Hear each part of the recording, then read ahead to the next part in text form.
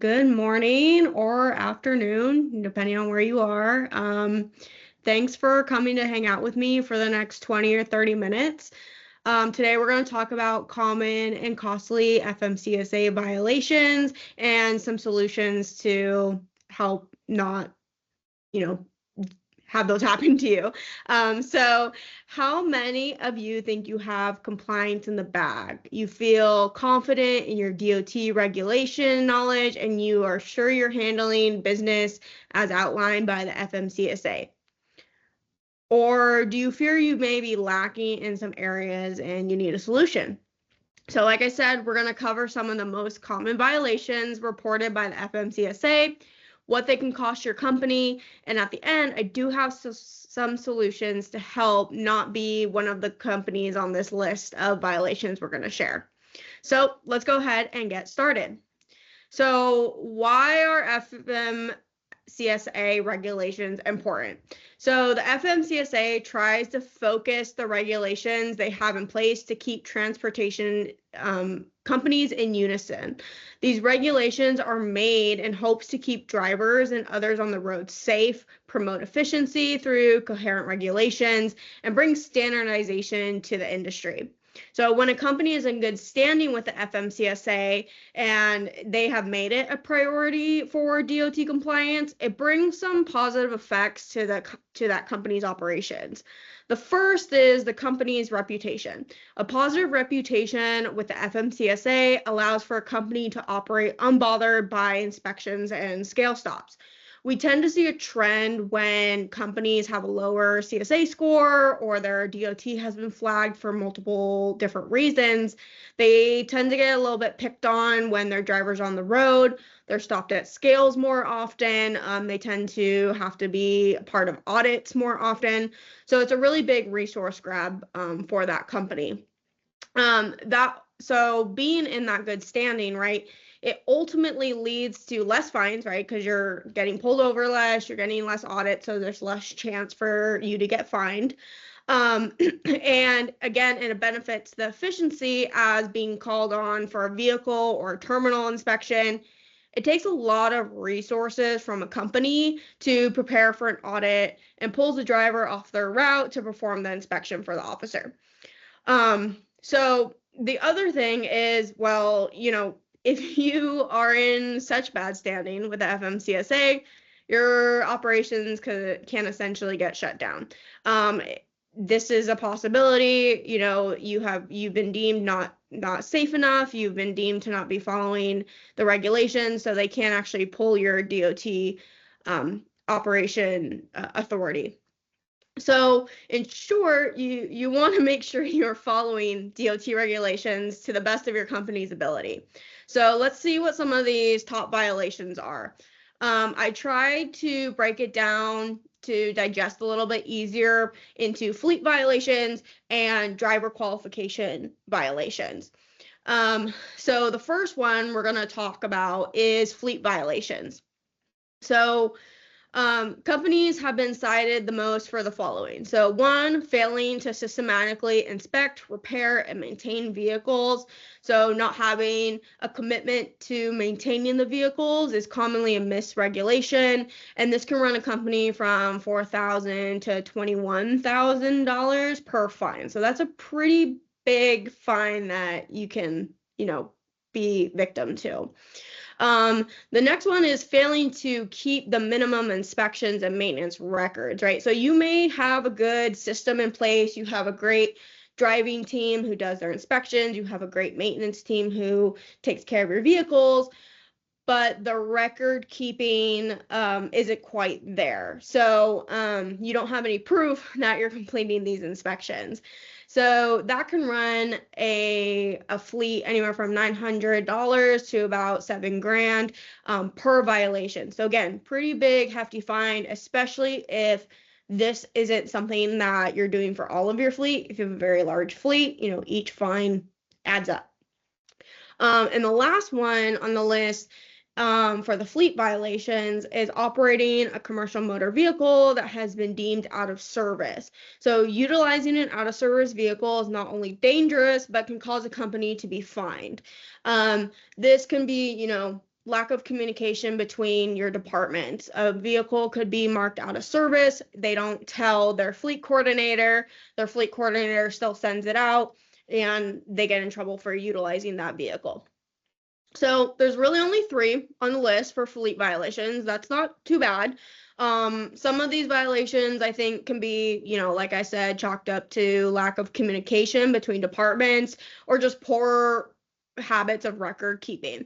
But overall, it seems the industry seems to have the vehicle management side of things pretty down, and it's really just around keeping those maintenance records and ensuring that you are maintaining those vehicles per FMCSA standards. So now we're going to go over the driver violations. It's a little bit of a longer list. There's definitely some more gaps here than we have, than we have with the fleets. So let's go through some of these. I try to group them a little bit so we're not sitting here reading every single one. But the first one is operating a commercial driver's license without correct license credentials. So this happens way more often than you would think. So when that's detected by DOT, it can run a hefty fine of $3,000 to $17,000 per violation. That is just, if during an audit or something you get marked down that this driver was put in a vehicle that he shouldn't be operating. That doesn't account for like if they get pulled over and get cited or have to park the vehicle because they're not supposed to be operating that vehicle. So that's one of them. There's a couple violations that cover a driver's record of duty status, and one is not requiring a driver to prepare a record of duty status, and the other is not maintaining that for 6 months. Both of these violations are pretty hefty fines, and every driver, unless they're under a short haul exemption, needs to prepare a record of duty status for each 24-hour period. Many states have helped eliminate this problem with the mandate of electronic log devices, but it's still clearly being missed. It's on this list here on the top 10. Another common area that seems to be getting companies in a little bit of trouble is drug and alcohol testing. So drivers who operate under DOT regulations must be part of a drug and alcohol testing program. That includes pre-employment testing as well as being part of a random testing program. There are a couple different options to ensure you are properly meeting the random requirements for your driver list, one being, opting for a consortium or a third-party administrator. The driver must also pass that pre-employment testing as well as the random, and if they either fail or refuse testing, then they cannot be placed behind the wheel and drive for you. This also puts them in a line of having to complete a return to duty process, which that's a whole nother conversation to have, but we're just going to focus on 1, failing the drug and alcohol testing, and then 2, failing to even have a drug and alcohol testing altogether, both random or, for your pre-employment. The last kind of hit on this list is failing to maintain the initial driving record for the driver's DQ file. So when onboarding a driver, there's a very clear outline of requirements that need to occur before the driver can be cleared to drive for your company. One of those is obtaining an initial driving record, or also known as an MVR. The MVR will display any potential past accidents, citations, or restrictions that can cause the driver to be a safety risk for your fleet. This must be kept on file for the full employment history of the driver. Even though the regulation of retention is 3 years for documents, there is a long list of documents that are required to be maintained through the full employment time of the driver. So this shows that this shows DOT that you are following the proper hiring regulations for your commercial drivers. So failing to maintain the MVR can cost up to $3,600. So just as a review, these 3 areas that seem to be a point of difficulty for the transportation industry, we have 1 is maintenance and repairs, record keeping of that. drug and alcohol, and then DQ files, driver qualification files. So why are there gaps, right? Why are these companies having gaps in the regulations? So there may just be a lack of understanding. The FMCSA does not provide their regulations very clearly. Sometimes they're not very straightforward, and it can be pretty ambiguous depending on who you ask what the actual ruling is on a certain regulation. There is also a lot to cover, right? From fleet to hours of service to driver qualifications. It can be a lot for an experienced compliance expert. And this is why most companies have designated people for each field of regulation, right? They have a safety fleet compliance manager. They have a driver qualification manager. They have people who are specified in those parts of the company to ensure that they're hitting those DOT compliant necessities. There also may just be a lack of proper training for the drivers and the compliance experts. Drivers' main focus is to get the cargo from point A to point B. There is a lot of extra steps they have to take in order to fulfill the DOT regulation. And with the ever-changing regulation requirements, right? If you've been in this industry long enough, things change. They try to implement new rulings. It can be hard for a driver to stay up to date on what is the new proper way to do something.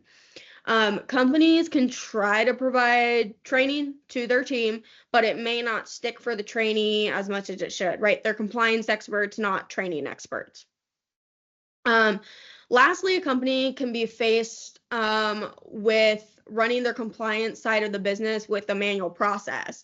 They may not be provided with the proper tools and resources to ensure they are meeting the DOT requirements.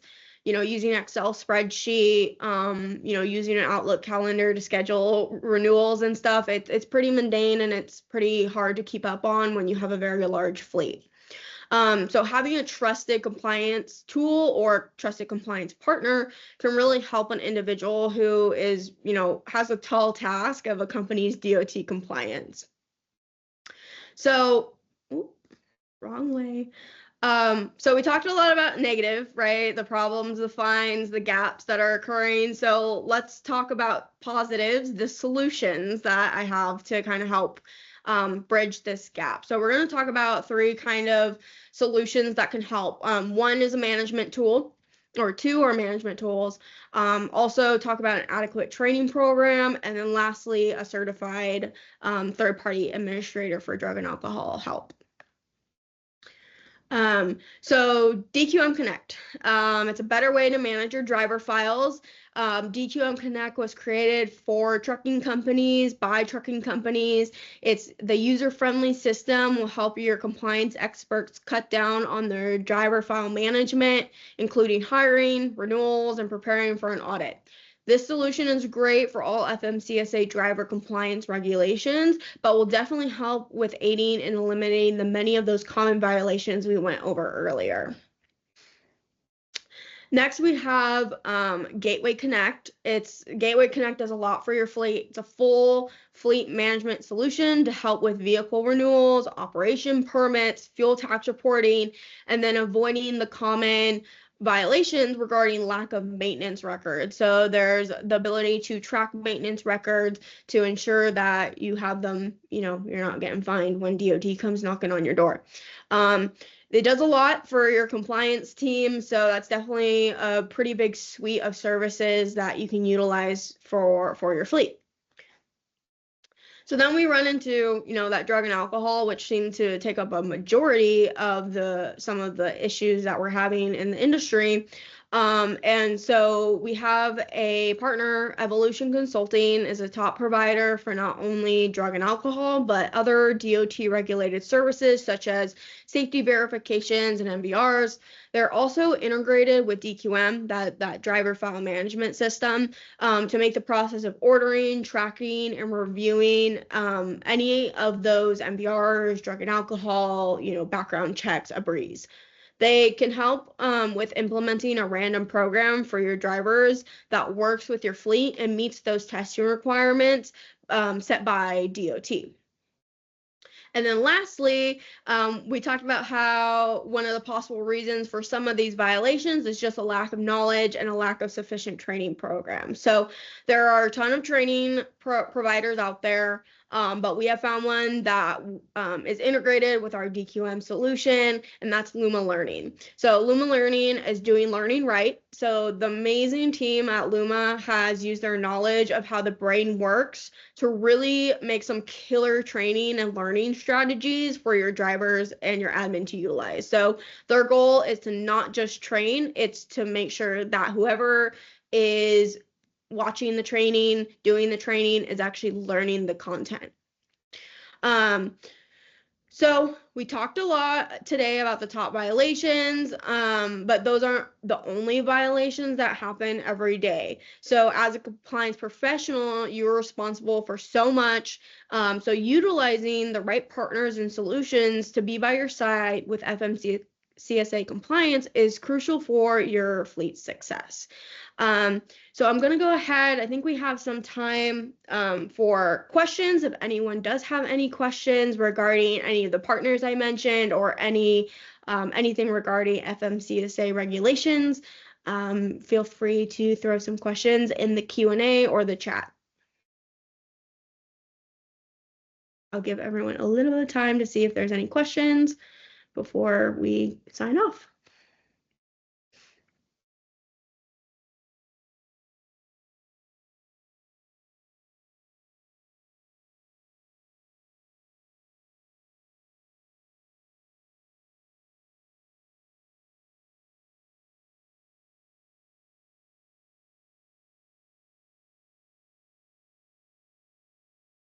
Looks like we have someone typing.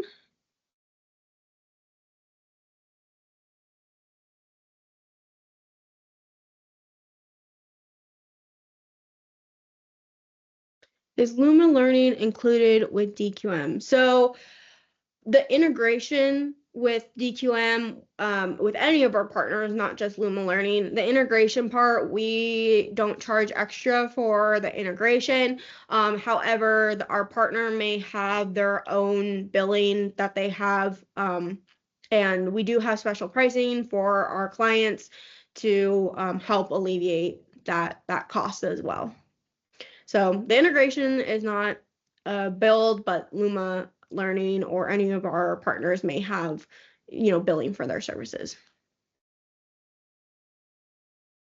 No problem, Leanne. Any other questions? So if we don't have any more questions, I just want to thank everyone for joining us for our monthly webinar, Driving Success. Thanks for coming to hang out with me for about 20 minutes here. Feel free to contact our compliance team with any questions about what we talked about today. And if you're interested in learning about what other solutions we have that works best for your operations, our team would be thrilled to help discover the perfect safety solution package for you and your fleet. Thanks everyone for joining, and we'll see you next month.